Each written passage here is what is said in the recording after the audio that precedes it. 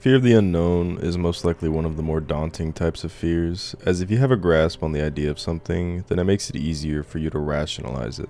Complete ambiguity or obscurity is when anxiety starts to form, and in the context of a horror game, that feeling of anxiety is exaggerated. Of course, this is the type of feeling that we humans sometimes chase, as the adrenaline that comes from it breeds excitement within us. I'm all for games that provide adrenaline, like a Souls game or a game like Hunt Showdown, but I rarely find myself playing horror games, as oftentimes the terrifying nature of them was just overwhelming for me, especially when it came to the fear of the unknown. However, upon the release of a new Amnesia game, Amnesia The Bunker, my curiosity peaked, so much so that I ended up playing all the way through it, and can safely say that the technical and atmospheric elements in this game were done exceptionally well. The undertones, the story, the mechanics, everything in the bunker culminated into an experience that makes me even more excited for what's to come from frictional games in the future. I even went back and played The Dark Descent all the way through for the first time, as it is one of the most notorious horror games to ever exist, and obviously was a predecessor to the bunker in the frictional games catalog, but I'll get into comparisons a bit later. For now, let me try and explain to you why I think the bunker has employed some excellent techniques for horror and how frictional games uses those techniques to their fullest extent to create a truly terrifying experience.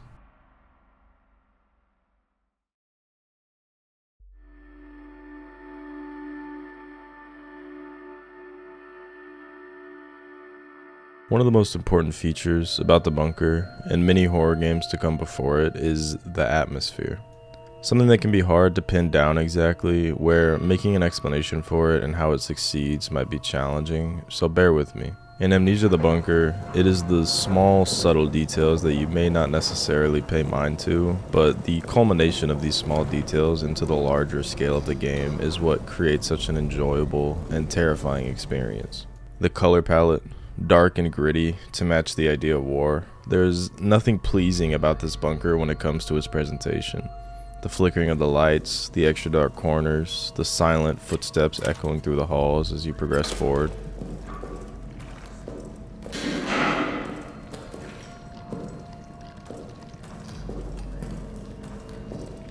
It feels kind of lonely, but you soon realize that the quiet murmur of your footsteps and flashlight heavily outweigh the alternative sounds you may come across.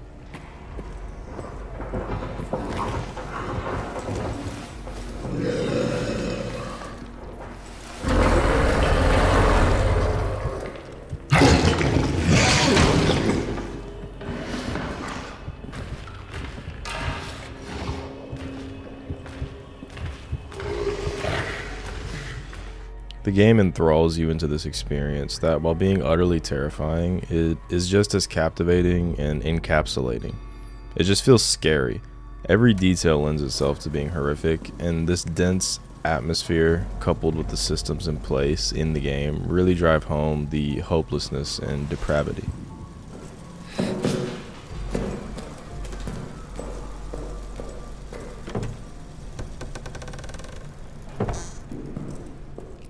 Like, for instance, let's take a look at the main driving force in this game, the monster.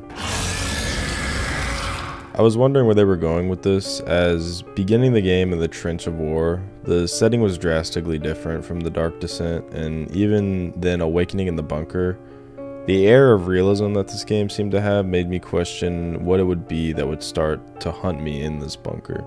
There was a sudden realization, though, as the fallen soldier that lay before you gets dragged into the wall, where you realize this game would be turning supernatural very quickly.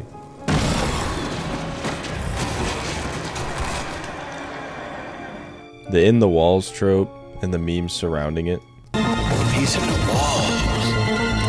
He's in the goddamn walls! Are pretty common in horror movies and media, but the way that Amnesia employed this trick went extremely well for a few reasons. Directional sound is ever present, and being able to hear the monster move above you or to the side of you, repositioning as you progress to new areas, is terrifying.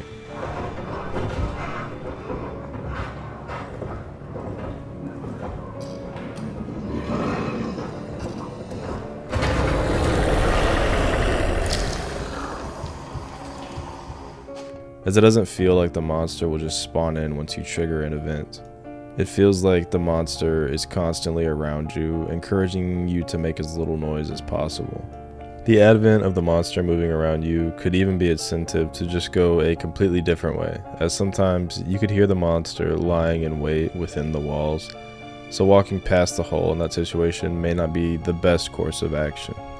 The monster, in all the difficulties, is a threat, even more so if you have to use grenades, or shoot your gun, or trigger a flare, as there is a near guarantee he will show up to your position to investigate.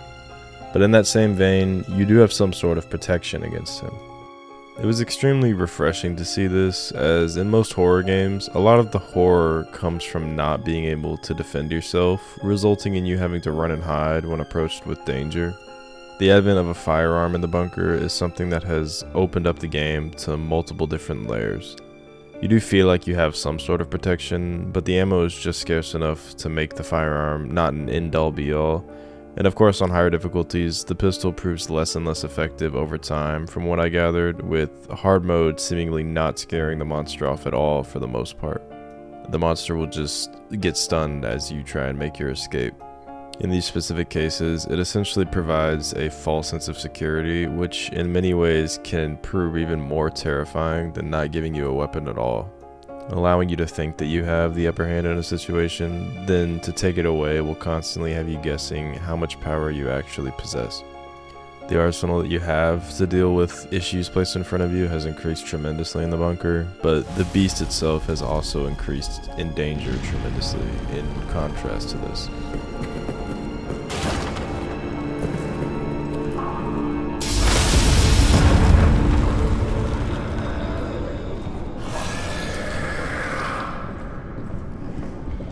In regards to other features that are present in the game, the most influential but also the most nerve-wracking has to be the generator and the way power works in this game. In many previous horror games like Outlast and The Dark Descent, you carried around an item that allowed for you to see in the dark, such as the lantern, and you spent a lot of time trying to keep that lantern fueled, as the consequences could be dire.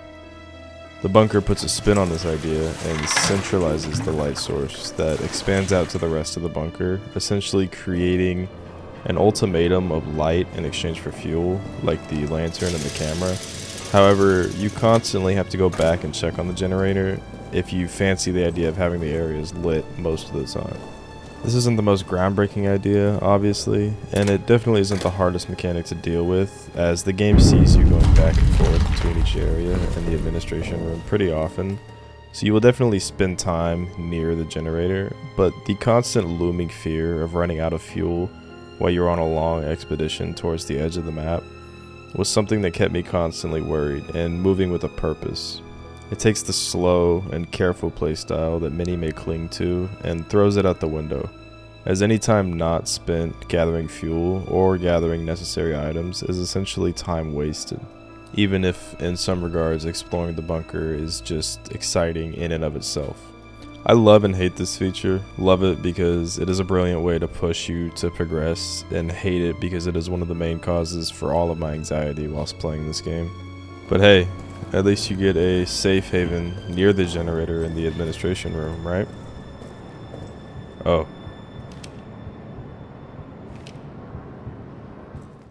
There are a few small things that I want to touch on in this game that help add to its complexity, replayability, and enjoyment. I already somewhat mentioned sound design when I talked about atmosphere, but it is just something I can't get over as I look through all the clips I collected whilst playing. Even just watching, I can't help but get immersed in the echoes of footsteps, the harshness of the flashlight when surrounded by utter calm, the unoften rumblings of the war waging outside. It all feeds into the loneliness and utter fear when that loneliness starts to get a little less lonely.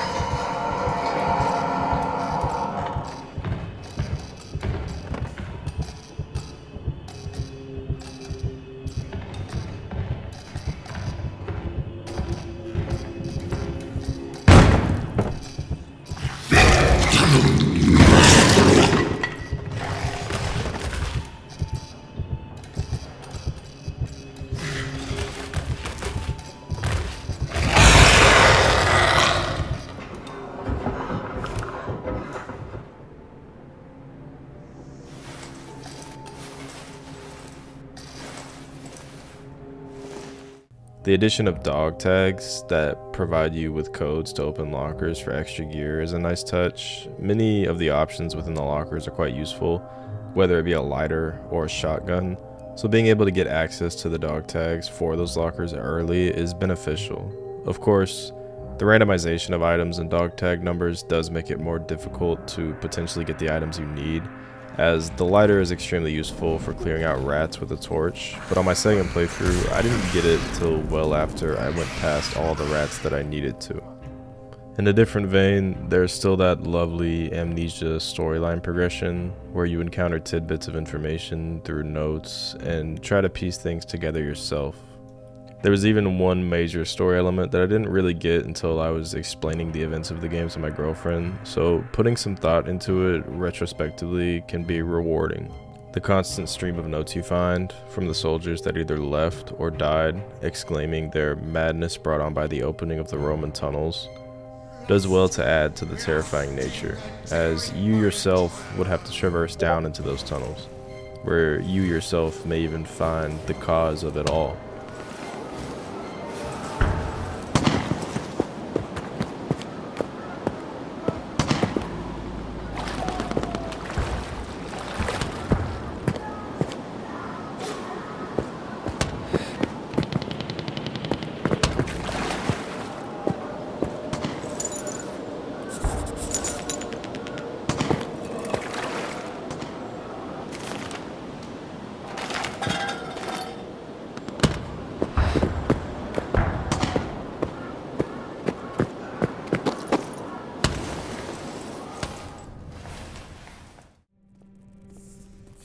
I mentioned old Amnesia games earlier, and I did want to touch on a comparison between The Bunker and The Dark Descent, as I think they share some great things while also doing things pretty differently that help each to flourish in their own way.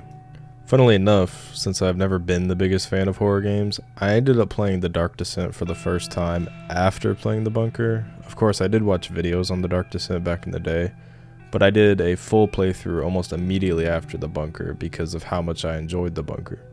I think the biggest and most apparent change is the way the game handles its storylines and its monsters. The Dark Descent was extremely rich in story, and I spent most of the time trying to fit the pieces together. The puzzles were interesting, and there was variety in the level designs. However, while the monster was scary and did kill me I think once or maybe twice in my playthrough, for the most part, it felt pretty scripted in terms of when he would appear. This isn't necessarily a bad thing, as when the monster did show up, things got tense, especially when it came to trying to find places to hide. But compared to The Bunker, the monster is definitely handled in a better manner, probably due to advancements in AI allowing for a more fluid and sentient monster, if that makes sense. I obviously already went into detail on how well I think the mechanics of the monster were handled in The Bunker, but just the looming fear, especially when you're aware that the monster is close and present. There are of course some similarities too, such as amazing sound design, a dense and terrifying atmosphere, as well as similar game mechanics that help show that these games were made by the same people. And in terms of changes, I did forget to mention the obvious setting change from one to the other, a medieval castle to a World War I bunker. In regards to these three major changes, it becomes apparent that they are necessary, as you can compare them as I have, but they are both pretty different in their presentations, allowing them to stand alone on their own merits. Obviously, depending on what you believe, many will probably say that The Dark Descent was a better game, whether that be because of nostalgia or they appreciated the story more, or even just because the game itself was longer.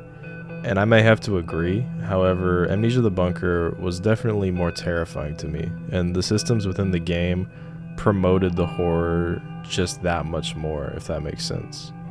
This isn't a diss towards The Dark Descent, as the atmosphere within that game deserves its own entire video, just a comparison from someone who played both of these titles for the first time recently.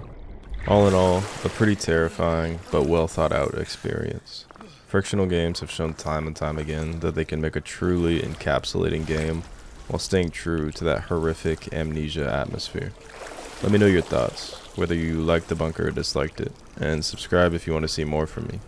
Thanks for watching.